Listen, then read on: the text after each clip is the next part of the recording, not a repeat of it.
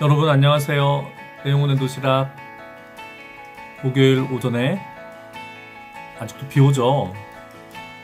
비 오는 목요일 아침에 여러분 만나뵙습니다.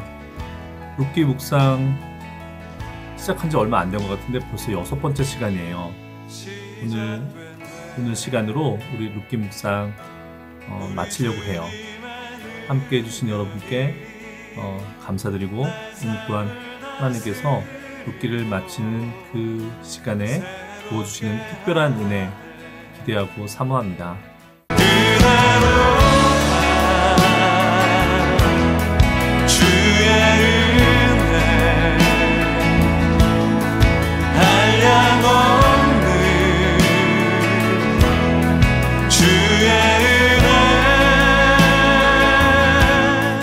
오늘 룻기 4장 말씀 함께 읽겠습니다. 룻기 4장 1절부터 7절의 말씀 우리 각자 계신 곳에서 함께 읽도록 하겠습니다. 보아스가 성문으로 올라가서 거기 앉아 있더니 마침 보아스가 말하던 기업 물을 자가 지나가는지라. 보아스가 그에게 이르되 아무개여 이리로 와서 앉으라 하니 그가 와서 앉으매 보아스가 그 성읍 장로 10명을 청하여 이르되 당신들은 여기 앉으라 하니 그들이 앉으매 보아스가 그 기업 물을 자에게 이르되 모압 지방에서 돌아온 나오미가 우리 형제 엘리멜렉의 소유지를 팔려 함으로 내가 여기 앉은 이들과 내 백성의 장로들 앞에서 그것을 사라고 내게 말하여 알게 하려 하였노라. 만일 내가 물으려면 물으려니와 만일 내가 물으지 아니하려거든 내게 고하여 알게 하라.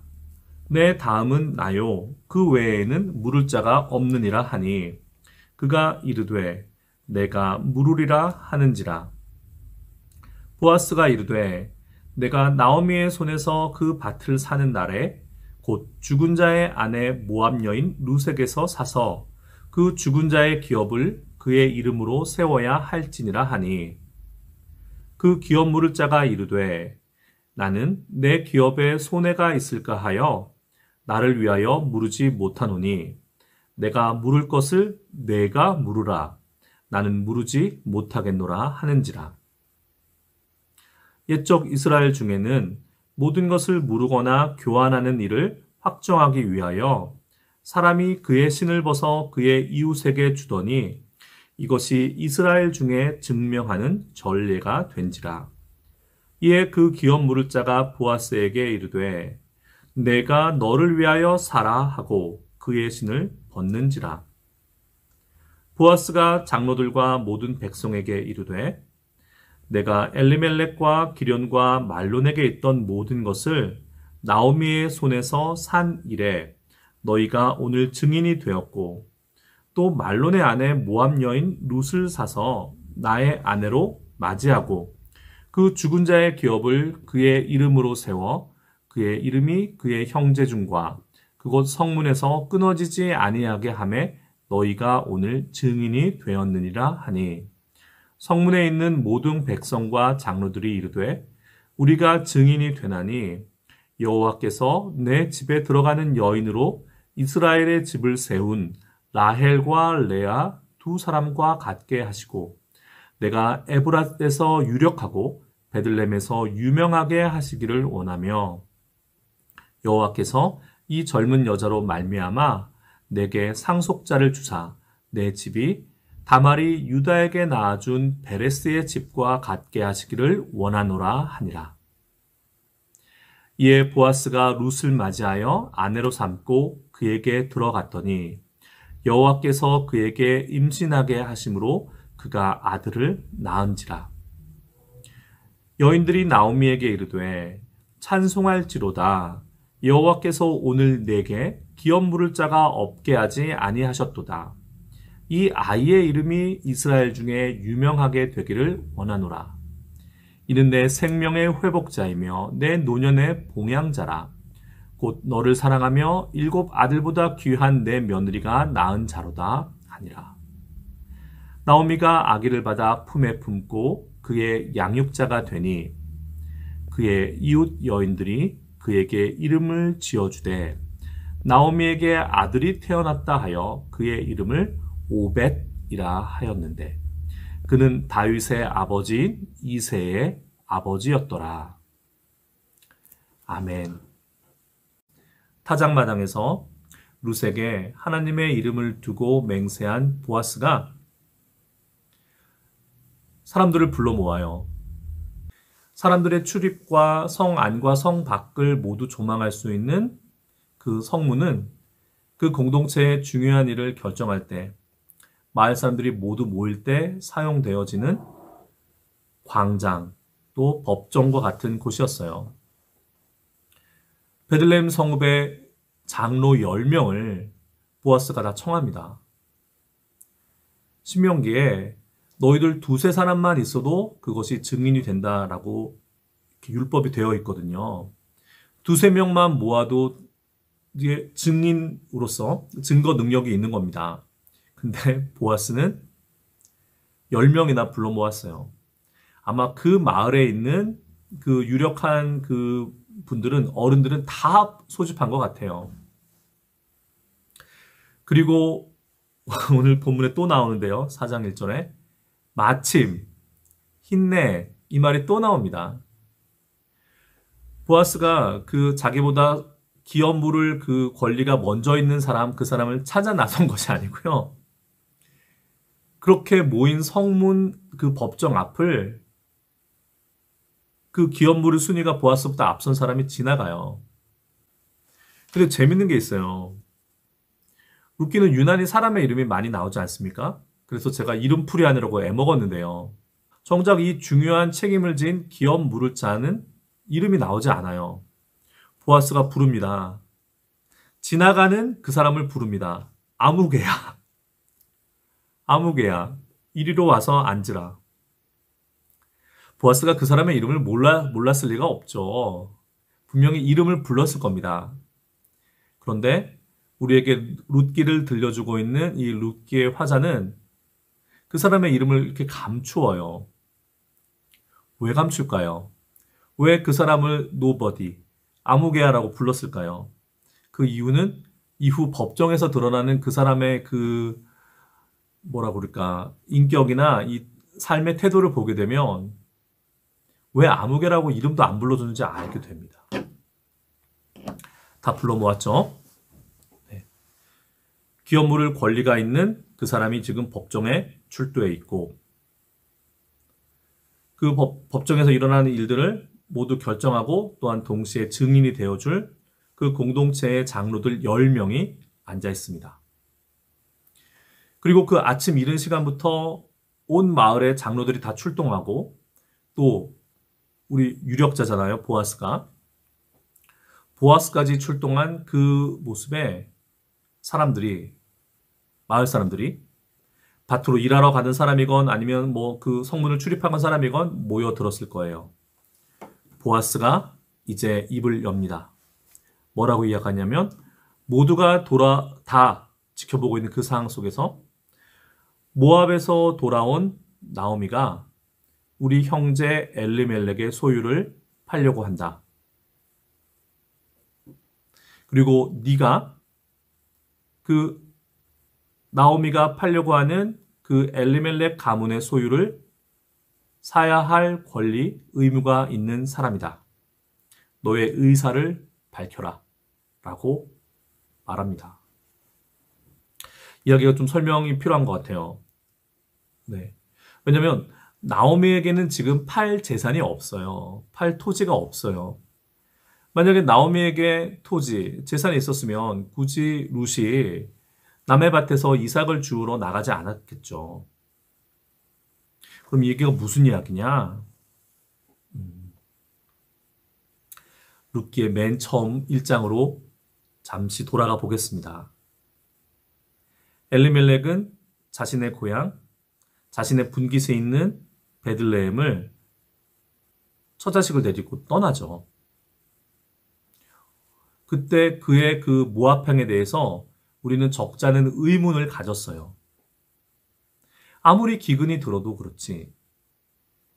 왜 하나님께서 터잡고 너의 가문을 영원히 이어가라고 했던 그 주신 땅을 버리고 이방 땅을 가야 했을까? 우리 마음에는 물음표가 있었습니다. 여기서 그 의문이 좀 해소가 됩니다. 이스라엘의 그 토지제도에 대해서, 토지법에 대해서 잠깐 살펴볼 필요가 있어요. 레위기 25장으로 가보겠습니다. 중요한 말씀이 있어요. 레위기 25장 23절부터 28절에 토지를 영구히 팔지 말 것은 토지는 다 내 것임이라. 너희는 거류민이요 동거하는 자로서 나와 함께 있느니라.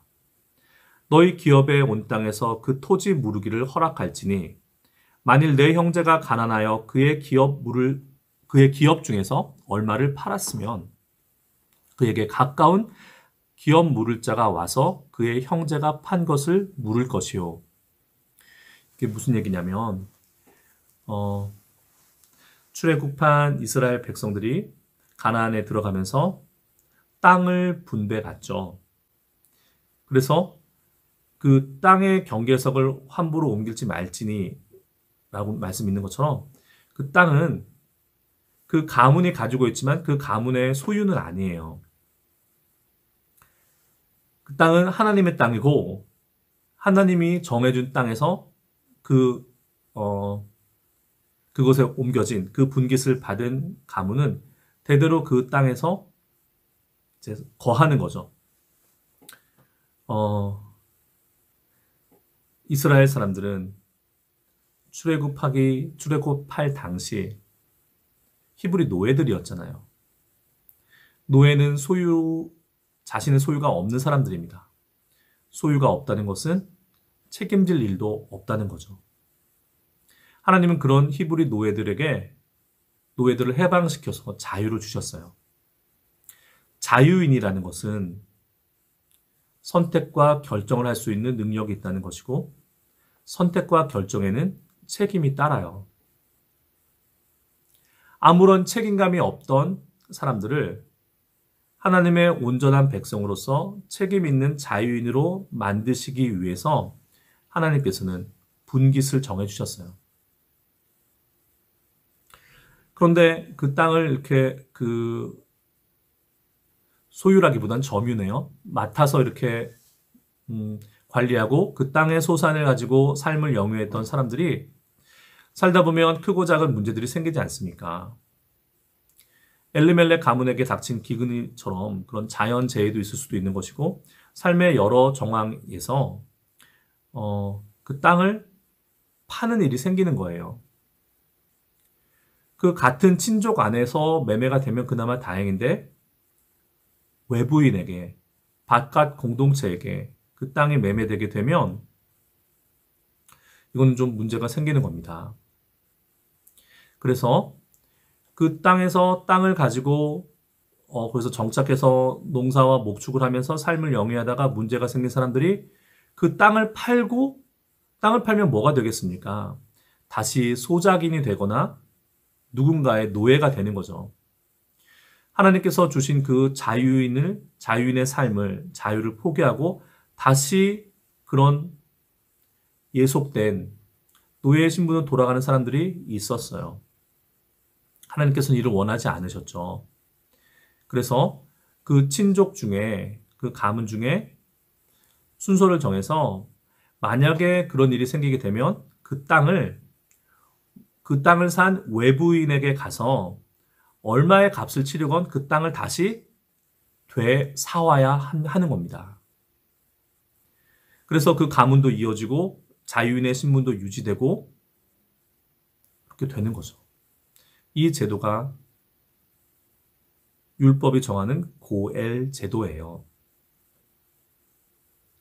오늘 그 일을 하기 위해서 지금 성문 법정에 모두가 모인 겁니다. 그러면 그 엘리멜렉의 토지는 어디로 갔을까요? 엘리멜렉이 자기 삶이 어려워지자 그 토지를 쪼개서 팔기 시작했을 것이고 그것이 지금은 그 베들레헴 공동체의 친족 중의 일원이 아닌 외부인의 소유가 되어 있었던 것 같아요. 엘리멜렉이 이거는 저의 그냥 상상력입니다. 엘리멜렉이 그렇게 되기까지 자신의 분깃을 외부인의 손에 넘기기까지 엘리멜렉이 그렇게 무책임하게 하지는 않았을 것 같아요. 사람들에게 도움을 요청하기도 하고 또 돈을 빌려 쓰기도 했고 여러 가지 일로 그 베들레헴 공동체 안에 도움을 청했을 것 같아요. 그런데 그 와중에 그 공동체와의 관계에 있어서 어려움이 생겼던 것 같아요. 내가 이렇게 이럴 바에는 물려받은 나의 토지도 지키지 못하고 사람들로부터 도움도 받지 못하고 이렇게 모든 사람들이 나를 다 무시하는 지경에 나와 상종하지 않는 지경에 이르렀으니 차라리 내가 여기 살 밖에사 남은 재산이라도 정리해서 얼마 남은 재산이라도 정리해서 모압으로 가겠다. 그리고 그 모압 평지에서 내가 이를 갈고 재기에 성공해서 다시 재산을 모아서 낙타와 나귀의 바리바리 재산을 싣고 다시 이 내 고향으로 돌아오리라. 그래서 내가 팔았던 그 땅을 내가 내 손으로 다 회복하리라. 라고 모압 땅을 찾아 떠나지 않았나 싶어요. 그러나 그렇게 떠난 모압 땅에서 자신도 자신의 두 아들마저도 다 죽고 말죠. 만약에 엘리멜렉이 그래 너희들이 나한테 이렇게 했어? 나은 모진 마음, 억한 마음을 먹지 않고 하나님께 나아가 하나님께 도움을 요청했다면 그래서 어찌됐건 하나님이 정해주신 그 땅에 머물렀다면 베들레헴의 기근이 지나갔잖아요. 그리고 다시 그 빈 빵집이 차올랐잖아요. 엘리멜렉이 그 잃어버린 10년 세월 그게 많이 아쉬워요. 그래서 지금 그 엘리멜렉의 땅은 나오미에게 있는 것이 아니고 누구의 손에 있는지 모르겠어요. 어쨌든 이 땅을 기업 물을 자는 그 아무개는 가서 사와야 되는 겁니다. 이 사람이 어떻게 반응합니까? 지금 모두의 이목이 집중되어 있잖아요. 그 마을의 모든 어른들이, 마을 사람들이 지켜보고 있는 그 자리에서, 그리고 그건 율법이에요. 하나님의 율법이에요.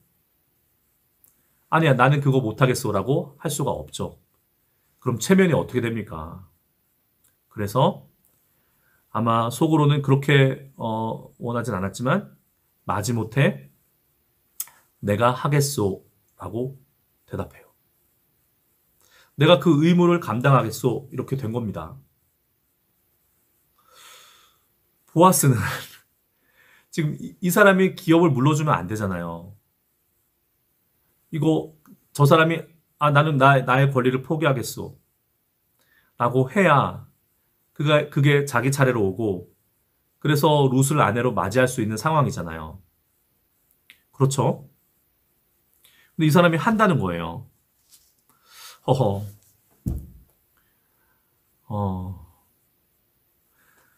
물러서 보아스가 아니죠. 보아스가 5절에 이렇게 말합니다. 네가 아무개야, 네가 나오미의 밭을 다 물러주는 가서 사와서 오는 그 날에 너는 죽은 자의 아내 모압 여인 룻에게서 사서 그 죽은 자의 기업을 그의 이름으로 세워줘야 할지라. 이게 무슨 얘기냐면 바로 신명기에 나오는 형사 취수를 얘기하는 거예요. 너는 그 땅만 물을 일이 아니라 그 죽은 자의 아내인 룻을 아내로 맞아서 그에게 대를 이어줘야 한다라고 말한 겁니다. 그러면 땅도 되찾고 아내도 맞고 그러면 될 일 아닙니까? 이게 그렇게 쉬운 일이 아니었던가 봐요. 보아스의 입에서요. 그래서 보아스의 의도를 읽을 수 있어요. 보아스는 룻을 한 번도 모압 여인이라고 부른 적이 없어요. 근데 이 법정에서 공식적인 자리에서 모두가 보는 앞에서 룻을 모압 여인 룻이라고 이야기해요. 아무개야, 그 가문의 땅 지금 어디로 팔려 나갔는지도 모르겠는데 그걸 네가 다 찾아다니면서 그 땅을 다시 다 되사야 돼. 지금 현재 그 땅의 소유자가 얼마를 부르건 너는 너의 재산으로 그 땅을 다 사와야 해. 할 수 있겠어? 아무개가 쭈뼛쭈뼛 눈치를 보다가 이거 안 한다고 하면 안 되겠거든요. 그래서 알았어. 내가 할게. 보아스는 그 다음 카드를 내밉니다. 그래? 그럼 그 땅뿐만 아니라 미망인도 아내로 맞아야 드려야 되는데 그는 모압 여인이야. 보아스는 한 번도 룻을 모압 여인이라고 부른 적이 없었어요. 딸아, 내 딸아 불렀습니다. 보아스에게 있어서는 이스라엘 백성, 이방 백성에 대한 그 배타적인 마음이 없었어요. 그러나 이 기업물을 권리 1순위 이 사람은 이방 여인, 모압 여인, 이스라엘의 원수되는 모압 여인을 자신의 아내로 맞아들여서 그것도 이게 내키지가 않는 일인데 만약에 룻이 아들이라고 나면 어떻게 됩니까? 자기가 피땀 흘려 모은 재산, 자기가 분깃으로 물려받은 그 재산을 이방 여인 룻의 그 아들에게 물려줘야 돼요. 이 아무개의 머릿속이 복잡해집니다. 땅은 땅인데 어떻게 해보겠는데 저 모압 여인 룻을 우리 가문에 들여가지고 우리 가문의 순수한 혈통을 머릿속이 복잡한 거죠. 어떻게 됐을까요? 그거는 못하겠다. 그것까지는 못하겠다. 물러납니다. 여러분 안심되시죠? 큰일 날 뻔했어요. 룻이 보아스에게 시집 못 갈 뻔했어요. 아무개가 기업물을 1순위 권리자였던 아무개가 자신의 신발을 벗어서 보아스에게 줍니다. 시는 여러 가지 의미가 있는데 여기서는 좁혀서 말하자면 시는 소유의 의미가 있어요. 그 땅을 자기가 무르겠다. 그러면 신을 벗을 필요가 없죠. 자신의 신을 신고 그 땅을 밟는 겁니다. 그 땅을 밟는다는 것은 그 땅을 소유한다는 의미예요.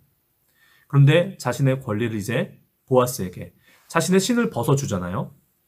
그 권리를 보아스에게 넘깁니다. 보아스는 이제 그 신을 신고 그 권리를 가지고 그 땅을 밟을 수 있어요. 모두가 보는 앞에서 명백한 증인이 되는 겁니다. 이 신을 벗어준 아무개는 어떻게 됐을까요? 집에까지 맨발로 가야죠.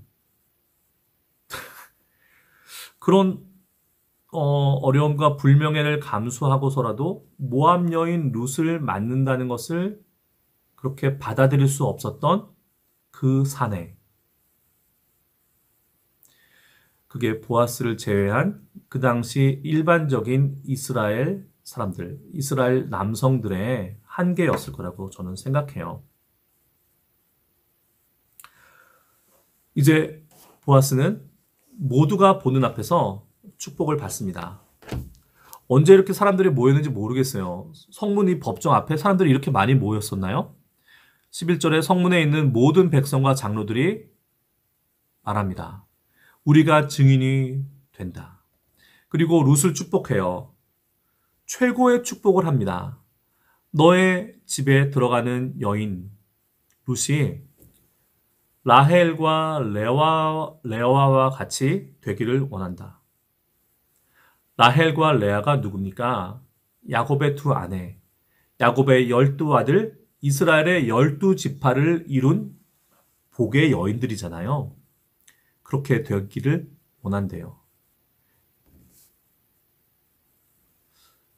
룻이 시어머니 나오미와 함께 모압에서 이스라엘 베들레헴 성읍으로 돌아왔을 때 빈손이었습니다. 그리고 미처 생각하지 못했는데 오늘 그 아무개의 신 이야기를 떠올리다 보니 그들은 맨발이었을 거예요. 빈손과 맨발로 돌아온 베들레헴에서 하나님은 그 빈손과 맨발이었던 룻과 나오미에게 이스라엘의 12지파를 이룬 위대한 어머니 라헬과 레와와 같은 그런 축복을 주시는 거예요. 우리 룻기를 묵상하면서 한 번도 짠 하고 등장하지 않은 하나님. 그러나 우연을 가장한 하나님의 그 겸손하심을 발견했어요. 그리고 그 우연한 사건을 통해서 사람들을 통해서 긍휼을 베푸시는 하나님을 만났어요. 우리는 그 우연을 그 긍휼의 하나님이 준비하신 하나님의 손길로 그렇게 이해했습니다. 맨발이었던 룻, 나오미. 많은 것을 가졌던 아마 좋은 신발 신고 있었을 거예요. 그 아무개, 기업 무릇자 말입니다. 하나님 안에서 이렇게 상황이 바뀌네요. 좋은 신 신고 있었던 자가 맨발이 되고 맨발이었던 이들이 하나님의 최고의 축복을 받는 사람들이 되고 무엇이 이것을 가를까요? 물론 하나님 마음이시겠지만 무엇이 이런 운명의 엇갈림 같은 이런 일이 일어나게 할까요? 알 수는 없지만 우리는 이것 하나는 분명히 말할 수 있을 것 같습니다. 우리 삶을 주관하신다. 하나님께서요. 그분은 우리를 향한 사랑과 긍휼이 넘치시는 분이시다. 그분은 우연을 가장해서 우리 삶에 그 겸손한 손길을 역사하신다. 그 하나님 앞에 우리가 어떻게 교만할 수 있겠습니까? 하나님의 때에 하나님의 방식으로 반드시 우리를 도우시는, 우리를 인도하시는 그 하나님을 인정한다면 우리는 하나님 앞에 겸손할 수밖에 없어요. 대비가 됩니다. 신발 신었다가 맨발 된 사람과 맨발이었다가 신 신은 사람의 대비를 통해서 우리는 하나님 앞에 겸손한 이들이 받게 되는 하나님의 예비하신 축복과 하나님을 인정하지 않는 교만한 자들이 처하게 될 그 결말을 생각하게 됩니다. 모두의 축복 속에 룻과 보아스는 결혼식을 올립니다. 보아스가 그때 풍습에 따라서 룻을 맞이할, 신부를 맞이할 새 장막을 마련했을 거예요. 그리고 모두의 축복 속에, 그 축제 속에 둘은 이제 결혼합니다. 하나님께서 아이를 주세요. 아이가 태어납니다. 온 동네 사람들이 얼마나 기뻐했을까요? 그 룻과 보아스의 아름다운 이야기. 온 마을 사람들이 증인이 되었고 축복했던 그 가정. 그 가정에서 아들이 태어난 거예요. 사람들이 나오미에게 달려갔던 모양이에요. 나오미에게. 룻이 아들을 낳았어요. 절망의 사람. 나를 더 이상 하나님의 기쁨 나오미야 부르지 마라. 나를 마라라고 부르라고 했던 그 나오미에게 자신의 가문과 자신의 봉양자와 자신의 모든 것을 절망에서 희망으로 바꿔줄 아이가 태어난 것입니다. 사람들이 오히려 나오미에게 이렇게 축복해요. 내 생명의 회복자이며 내 노년의 봉양자라. 너를 사랑하는 7 아들보다 귀한 내 며느리가 낳은 자로다. 여기서 말하는 7 아들은 최고의 축복이 아들 7을 두는 거였대요. 관용적인 표현이죠. 그 7 아들보다 더 귀한 너의 며느리 룻이 너에게 아들을 낳아주었구나. 그리고 이례적으로 원래 아기 태어나면 그 당시 그 가부장적인 사회에서 아버지가 이름을 지어줘야 되잖아요. 사람들이 그 아이의 이름을 지어줘요. 그 아이를 품에 안아든 나오미에게 축복하며 사람들이 이름을 지어줍니다. 그 아이의 이름이 오벳이에요. 오벳.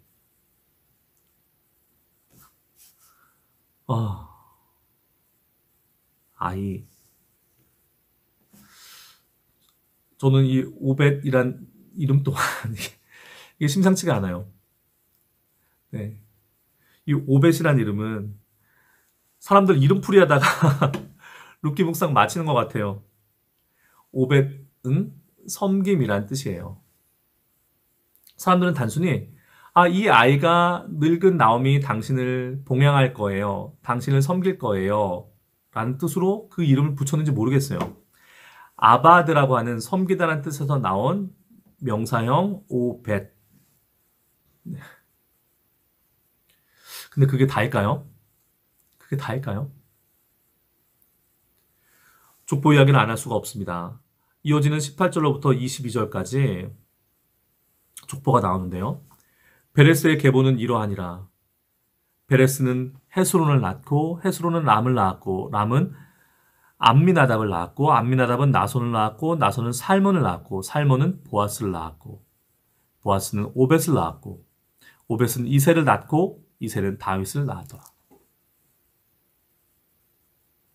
미뤄두었던 족보 얘기 잠깐 하겠습니다. 보아스의 아버지가 살몬이거든요. 살몬의 아내는 누구였을까요?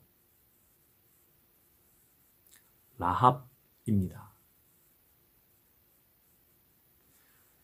여리고성 이스라엘의 정탐꾼, 그 정탐꾼들을 지켜주었던 라합. 여리고성이 무너질 때, 여리고성이 함락될 때 유일하게 살아남을 수 있었던 라합의 가문. 그때 라합의 집에 숨어든, 그래서 라합의 은혜를 입어서 목숨을 지켰던 사람이 살몬이고, 그 살몬이 돌아와 그 약속을 지키죠. 라합을 아내로 맞습니다. 그리고 둘 사이에서 태어난 아들이 보아스예요. 왜 보아스는 이방 여인에 대한 생각이 여느 이스라엘 남자들과 달랐을까요? 자기 어머니를 보면서 이방 민족도 구원의 그 손길을 내미시는 하나님을 어머니를 통해서 보아스는 물려받았을 거라고 생각해요. 신앙의 유산으로요. 그리고 그 보아스에게 오벳을 주셨고 그 오벳이 이새와 다윗으로 이어집니다. 하나님이 약속하신 영원한 다윗의 왕조에서 메시아이신 그리스도께서 태어나시죠. 하나님 참 놀라워요. 그 구원의 섭리가. 사람으로서는 도저히 이해할 수 없어요.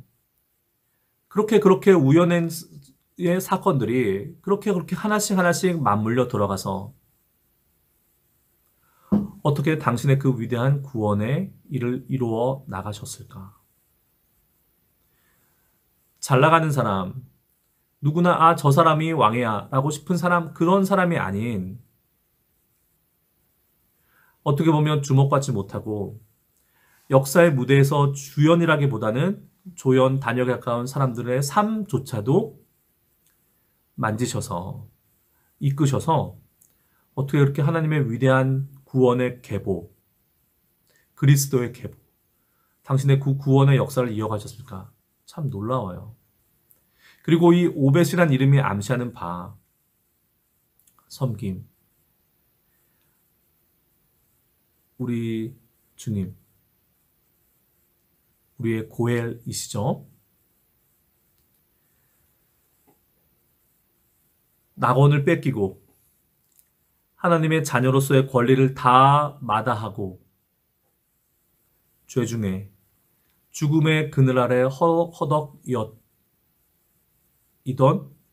우리 인간의 실존에 찾아오셔서 우리가 잃어버린 우리의 권리를 되찾아 주신 분, 우리의 기업과 분깃을 물러주신 분, 예수님입니다. 그리스도세요. 그래서 그리스도가 우리의 고엘인 것입니다. 그리고 그 고엘은 거들먹거리던 자신의 권위와 자신의 영광을 추구하는 그런 존재가 아니세요. 오늘 이 오벳이라는 이름에 담긴 것처럼 나는 섬김을 받으러 온 것이 아니라 섬기러 왔노라. 나는 나의 목숨을 많은 이들의 대속물로 주기 위해서 왔노라 하셨던,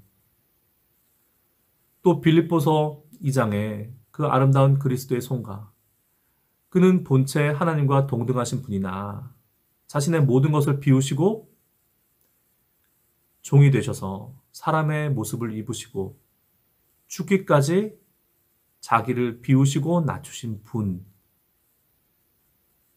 오벳이에요. 고엘입니다. 그분이 그리스도세요.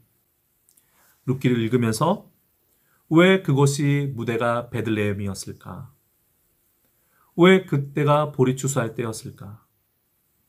왜 그때 보아스가 기업 물을 자였을까?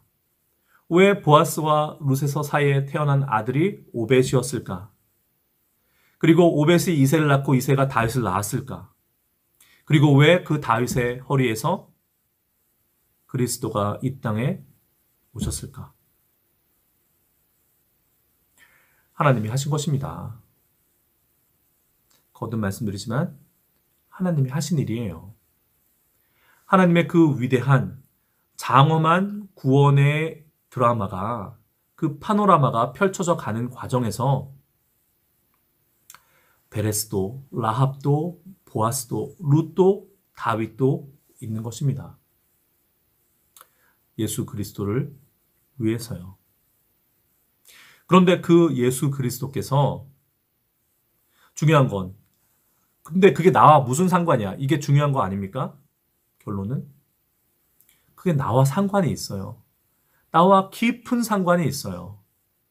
그 예수 그리스도께서 나의 고엘이세요. 나의 기업 물을 자세요. 나의 구원자세요.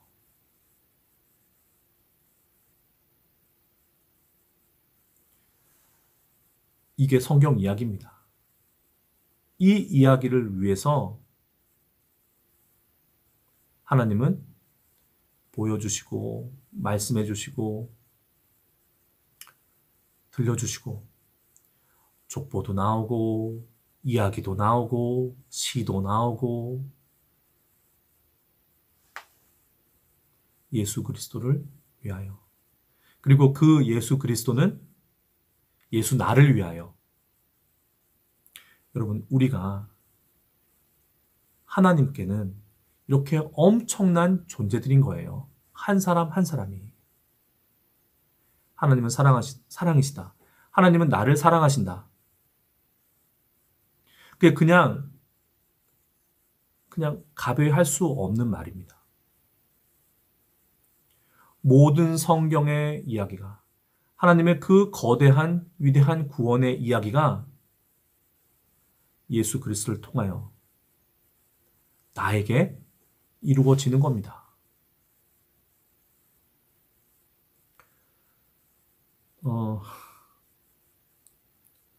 묻기 마무리해야 되는데요.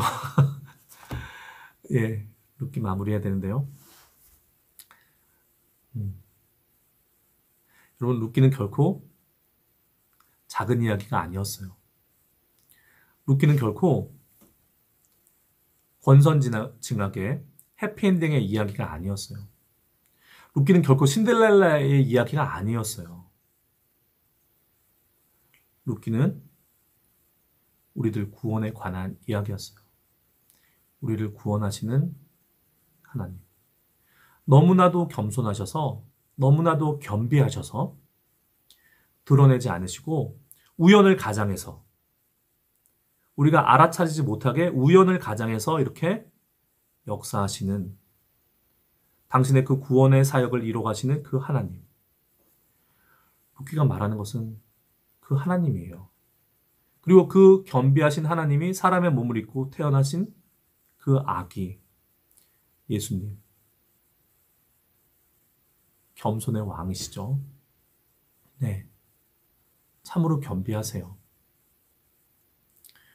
룻기는 그러한 하나님의 겸손을, 하나님의 섭리를, 하나님의 구원을, 하나님의 사랑을, 그 헤세드를 그 어떤 성경보다 아름답게 우리에게 보여주고 있습니다.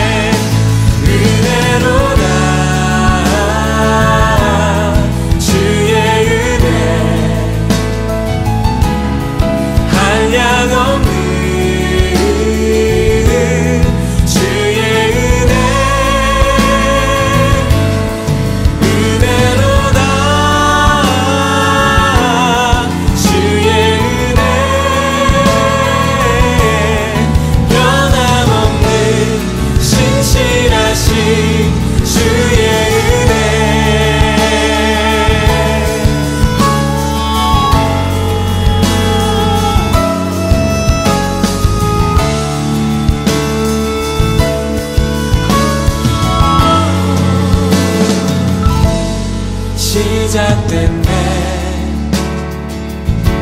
우리 주님의 능력이 나의 삶